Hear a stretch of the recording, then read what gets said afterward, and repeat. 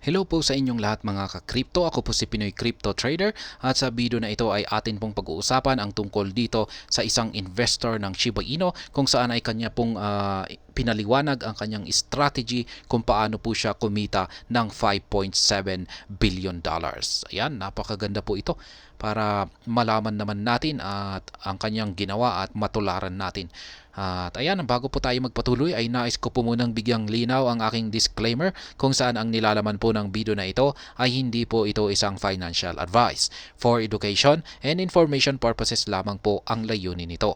Maliban po dito ay nais ko na rin pong magbigay babala na wala pong kahit anumang group chat ang Pinoy Crypto Trader.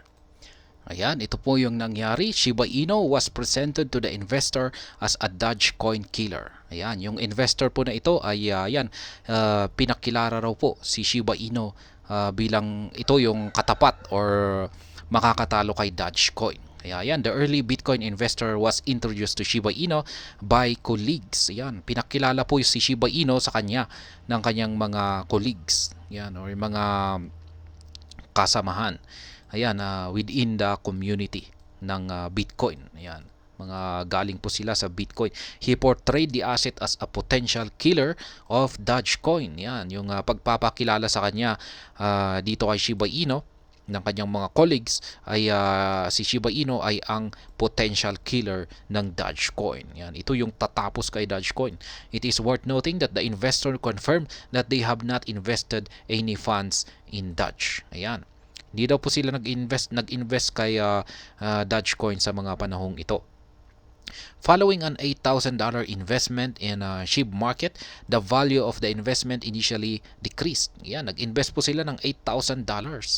At yan na nga, ang nangyari dito ay bumagsak po yung value nito.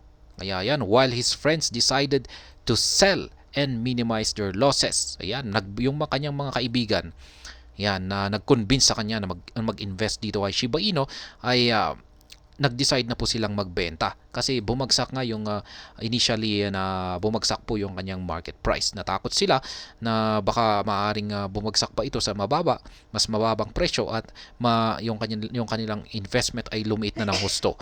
Kaya ang kanilang ginawa ay nagbenta na sila.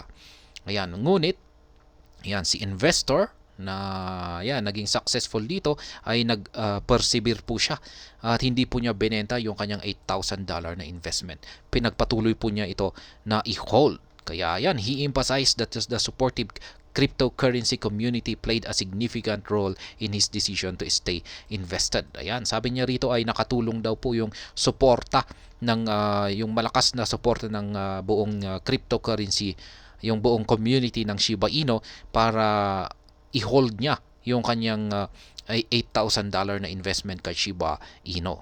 Yan, sobrang laki raw po ng tulong nito para siya ay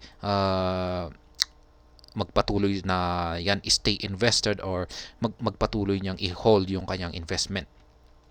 Furthermore, the Telegram takedown related to Shiba Inu dealt another setback. While his friends suspected it might be a rug pull, he remained steadfast in his belief and confident in the project. Ayan.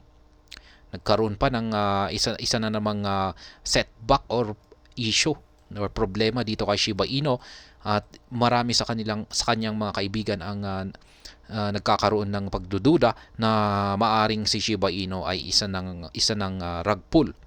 Kaya yan, pero patuloy pa rin na malakas yung kanyang paniniwala at naging meron siyang confidence dito kay Shiba Inu. Kaya patuloy niyang hinold ito.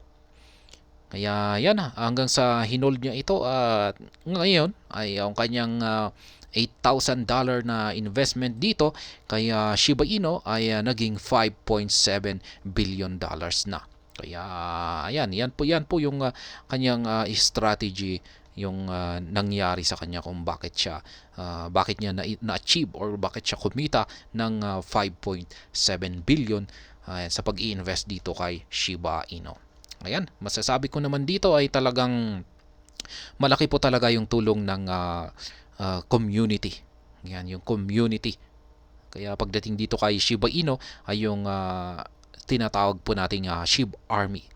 Kaya yan, bilang mga community ay yan, nagtutulungan.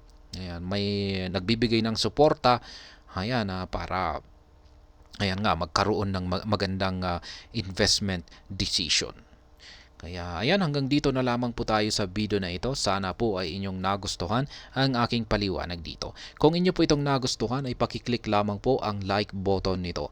Para naman po sa mga bago lamang dito, kayo po ay aking inaanyayahan para mag-subscribe. Pakiclick na rin po ang bell icon nito dahil ito po ang siyang magsisilbing notification nito sa mga bago kong videos na akin pong ina-upload sa aking YouTube channel na ito. Marami pong salamat sa panonood. Ingat po tayo lagi at God bless po sa ating lahat.